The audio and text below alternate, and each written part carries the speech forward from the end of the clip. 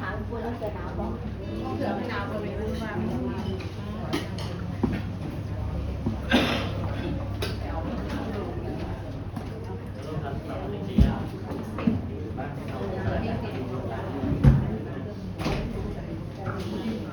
โตโน่เต้นก่อนเต้นก่อน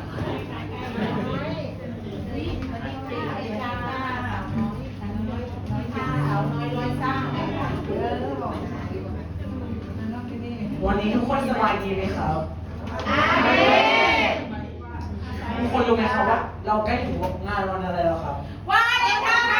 น์บางคนอาจจะมีความรักไปแล้วก็ได้อาจจะมีเดือนควงกันวันวาเลนไทน์อะไรนี้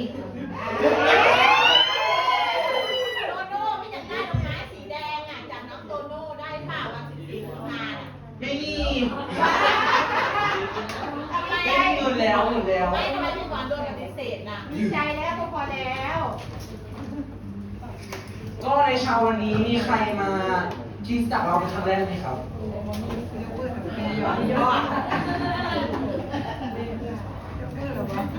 วันนี้หนูมีคำมาหนุนใจในยอห์นบทที่ 4 ข้อที่ 7-8 ท่านที่รักทั้งหลายขอให้เรารักซึ่งกันและกันเพราะว่าความรักมาจากพระเจ้าและทุกคนที่รักก็มันเกิดจากพระเจ้าและรู้จักพระเจ้าผู้ที่ไม่รักพระเจ้าก็ไม่รู้จักพระเจ้าเพราะพระเจ้าทรงเป็นความรัก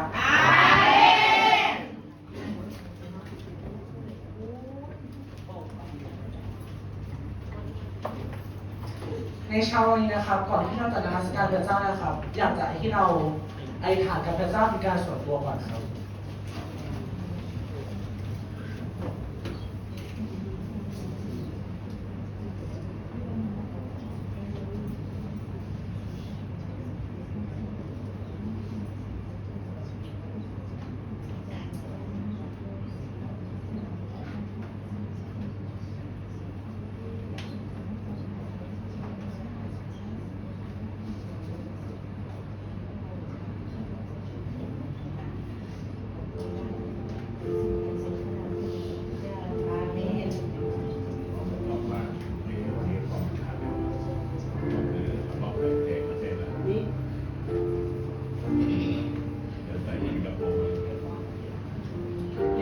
บทที่ 13 ข้อที่ 4-7 ความรักนั้นก็อดทนนานและก็ทำบุญให้ความรักไม่อิจฉาความรักไม่หวดกลัวไม่หยิ่งพยองไม่ทำสิ่งที่ไม่บังควรไม่คิดเห็นแก่ตนฝ่ายเดียวไม่ฉุนเฉียวไม่ชังจดจำความผิดไม่ชื่นชมยินดีในความชั่วช้าและชื่นชมยินดีในความจริงไม่แคร์ใครคุยเคียความผิดของเขาและเชื่อในส่วนดีของเขาอยู่เสมอและมีความหวังอยู่เสมอและเพียงทนเอาทุกอย่างในเวลาต่อไปนะครับขอเชิญท่านที่จะยืนขึ้นครับเราจะร้องเพลงบทนี้ร่วมกันรักแท้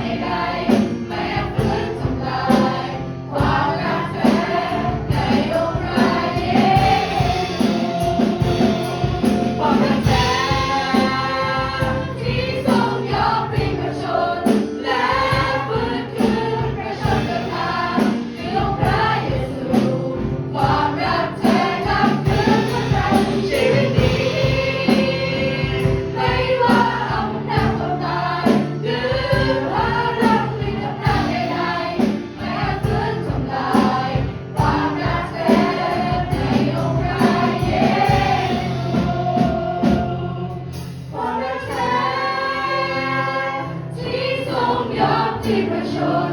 และฟื้นคืนประชนทางคือองค์พระเยซูความรักแท้กลับคืนหัวใจ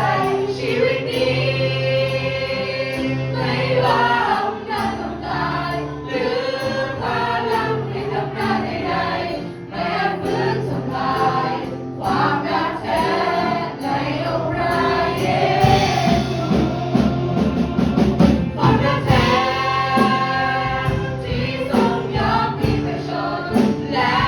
ฟื้นคืนประชนทางคือองค์พระเยซูความรักแท้กลับคืนหัวใจชีวิตนี้ไม่ว่าอำนาจต้องตายหรือพลังที่ทำหน้าใดๆแม้ฟื้นทำลายความรักแท้ในองค์พระเยซู ความรักแท้ในองค์พระเยซู พระบิดาผู้ทรงเป็นความรักขอบคุณสำหรับความรักที่แท้ที่พระองค์ทรงประทานให้แก่ข้าพระองค์ทั้งหลายขอทรงสอนให้ข้าพระองค์รักเหมือนที่พระองค์ทรงรัก คือรักด้วยความเมตตาความอดทนและการให้อภัย ให้ความรักของพระองค์เติมเต็มหัวใจของข้าพระองค์ทั้งหลาย และไหลผ่านชีวิตของข้าพระองค์ไปสู่ผู้อื่น ให้ความรักนี้เป็นพลังนำทางชีวิตของข้าพระองค์ ทุกวันในพระนามพระเยซูคริสต์เจ้า อาเมน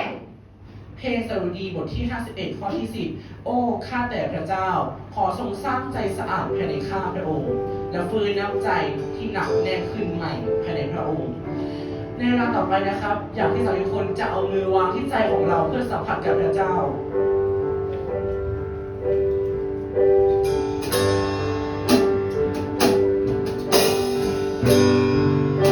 พระองค์จะทำ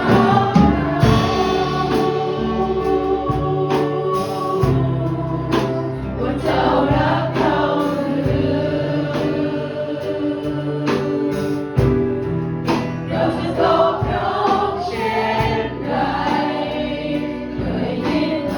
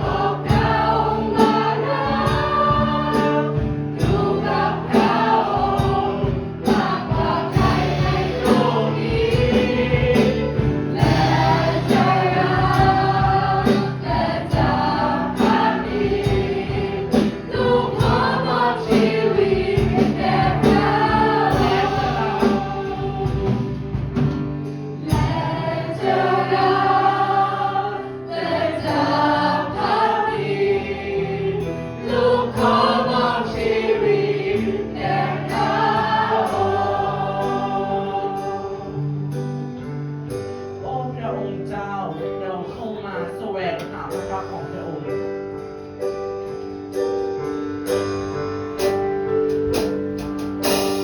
โอ้พระองค์เจ้า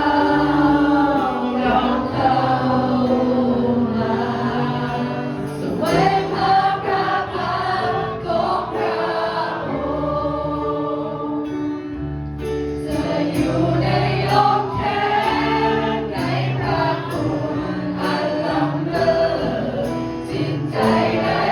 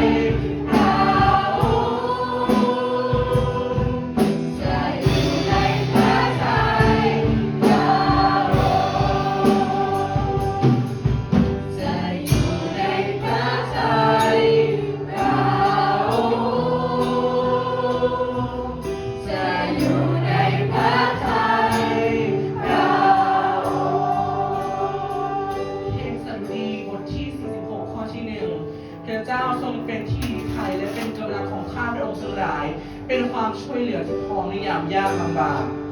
เทพเจ้าทรงเป็นที่ลี้ภัยเจ้าทรงเป็นที่ลี้ภัยเป็นกำลังของเราทุกคนเป็นความช่วยเหลือที่พร้อมในยามยากลำบากความใจเขา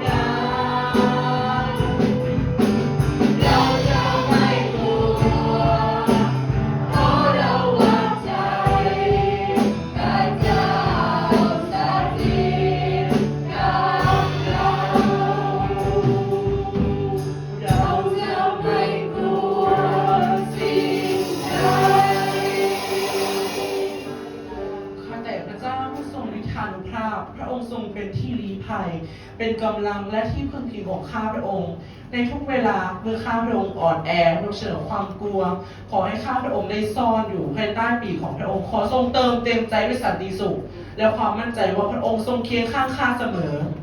ขอให้ชีวิตของข้าพระองค์วางใจในพระองค์ทุกเสมอเพราะพระองค์เพียงผู้เดียวอธิษฐานในพระนามพระเยซูคริสต์เจ้าตั้งอยู่ในท่าที่ของการนมัสการพระเจ้าอยู่นะครับ เพลงสดุดีบทที่145ข้อที่1ถึง2ข้าแต่พระเจ้าของข้าพระองค์ โอ้ข้าแต่พระมหากษัตริย์ข้าพระองค์จะเยินยอพระนามพระองค์ข้าแต่ข้าแต่พระองค์ควรข้าแต่พระองค์ควรพระองค์เชิญมาเยินยอพระนาม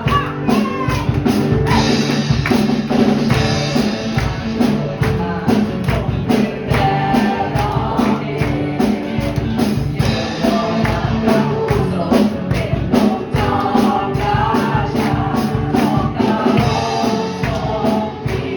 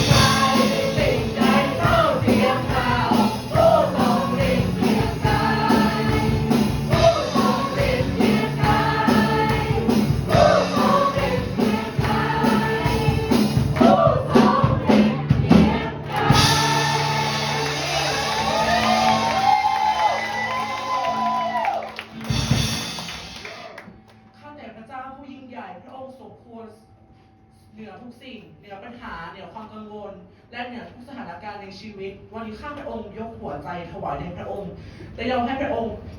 ครอบครองหัวใจของข้าทั้งหมดชีวิต ขอให้พระองค์มองเห็นความยิ่งใหญ่ของพระองค์มากกว่าสิ่งใดในโลกนี้ และดำเนินตามเพื่อถวายเกียรติแด่พระองค์อธิษฐานในพระนามพระเยซูคริสต์เจ้า ในเวลาต่อไปขอเชิญทุกคนนั่งลงครับ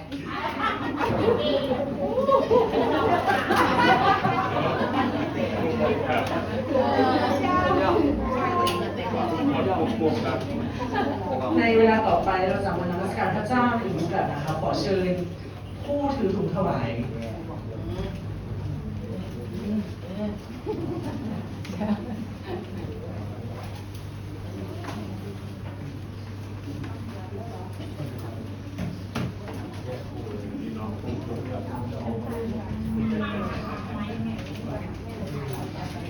เพราะข้าพเจ้าเป็นพยานได้ว่า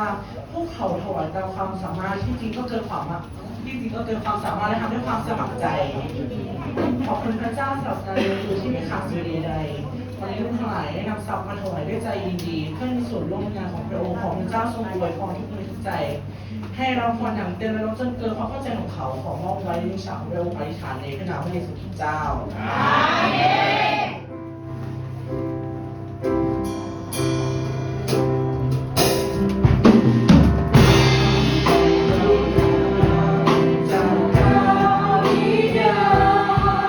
จิตใจสัมผัสความรักรักที่เป็นเสมอไม่มีวันสูญสิ้น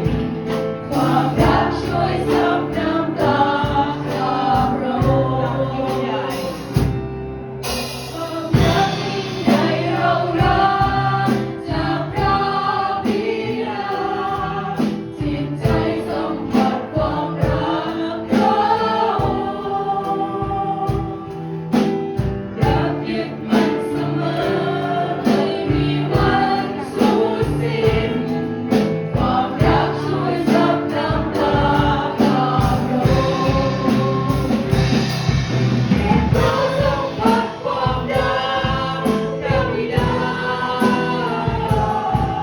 ความรักยิ่งใหญ่รวมใจของเรา ความรักของพระเยซูอยู่เต็มหัวใจ ความรักที่ส่องสว่างแก่เรา ฮ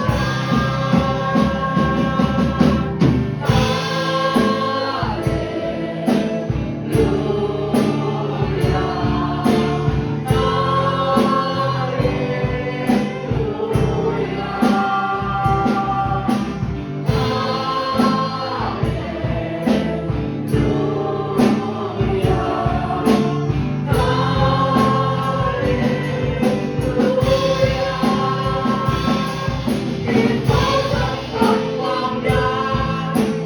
ยา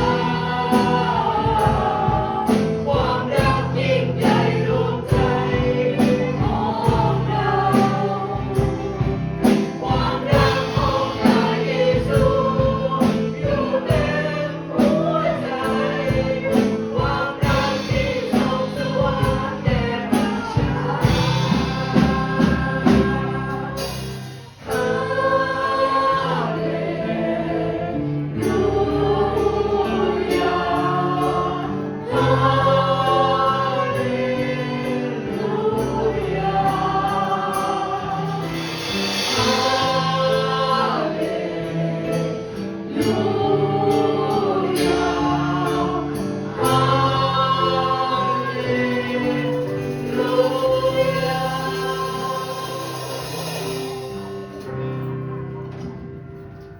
นะครับในเวลาต่อไปนะครับเราจะมาฟังคำพยานร่วมกันนะครับ ขอเชิญป้าโสครับ